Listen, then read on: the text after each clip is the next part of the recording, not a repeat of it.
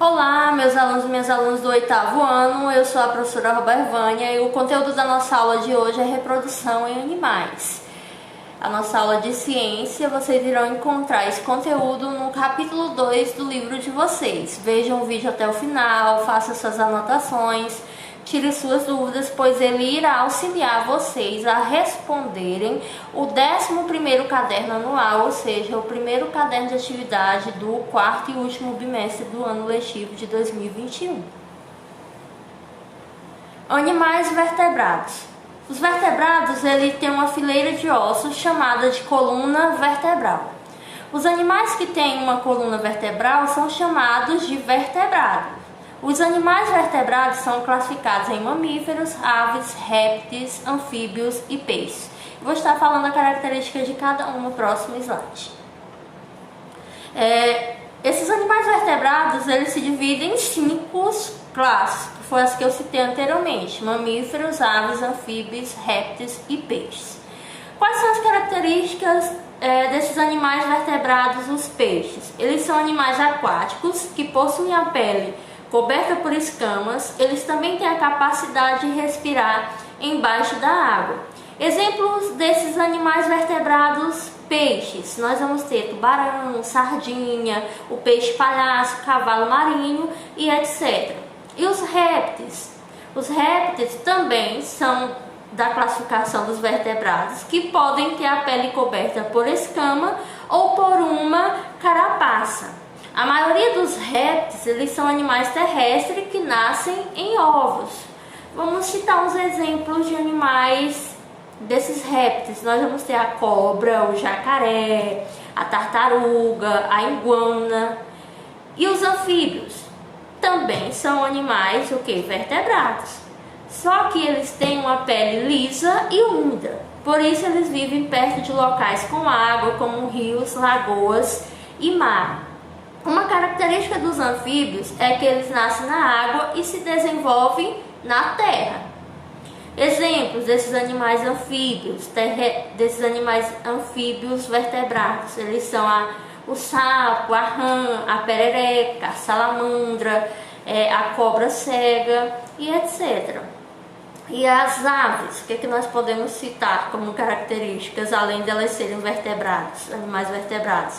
Elas nascem de ovos e elas têm o corpo coberto por penas, além de patas, bicos e asas. Quais os exemplos de aves que a gente pode estar citando? A gente pode citar as galinhas, o beija-flor, arara, pinguim e papagaio. E os mamíferos também são da classe dos animais vertebrados, que quando filhote, eles se alimentam do leite das suas mães. E eles podem ser aquáticos ou podem ser terrestres. Exemplos de mamíferos aquáticos que nós vamos ter: a baleia e o golfinho. Exemplos de mamíferos terrestres, nós vamos ter o gato, o cachorro, o macaco, o cavalo, o leão e etc. Animais invertebrados. Chamamos de invertebrados os animais que não possuem coluna vertebral nem crânio. São exemplos: as esponjas, as águas-vivas, os vermes causadores da esquistossomose, a barriga d'água, as lombrigas, os polvos, as minhocas, as formigas e as estrelas do mar. Já que nós falamos dos exemplos de animais vertebrados, vamos ver alguns animais invertebrados terrestres. Nós vamos ter, são os animais que passam a maior parte da sua vida em ambientes com o solo seco e a terra úmida. Exemplo desses animais invertebrados: a abelha, formiga, mosquito, aranha, o escorpião, piolho de cobra, a lesma, o caracol, lombriga e a minhoca.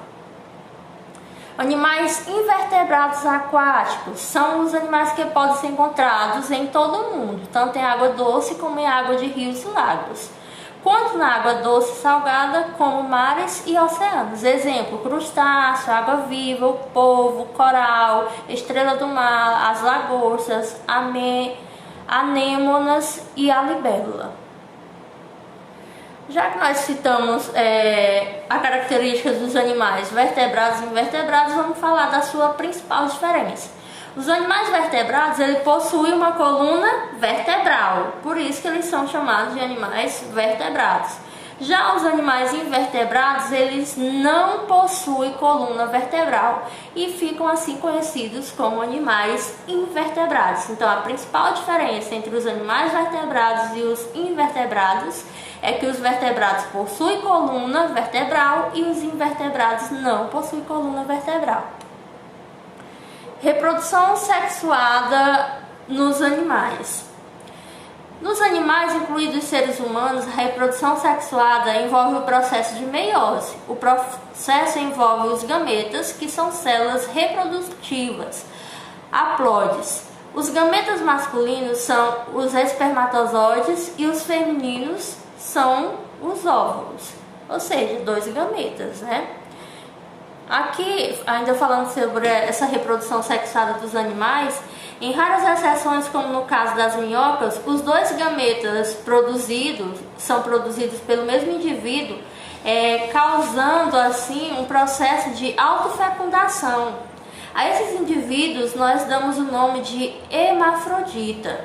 Então, a reprodução sexuada, além de envolver a variabilidade gerada pela meiose, ela requer sempre a participação de 2 indivíduos, né? Quais são esses 2 indivíduos? Através da ocorrência entre um gameta masculino e um gameta feminino, ou seja, 2 gametas, certo? Reprodução das bactérias. As bactérias, elas se reproduzem assexuadamente por um processo chamado de divisão binária, também conhecida como cisparidade ou bipartição. As bactérias, elas são organismos microscópicos, nós só conseguimos ver com o auxílio dos microscópios, pertencentes ao reino Monera. São organismos procariontes, ou seja, desprovidos de carioteca, membrana que reveste o núcleo celular. E por esse motivo, seu material genético se encontra espalhado no citoplasma celular. Bons estudos, essa foi a nossa aula de hoje. Qualquer coisa, como eu falei no início do vídeo, é só chamar que eu estarei à disposição para ajudar cada um de vocês. Até mais! Até a próxima aula!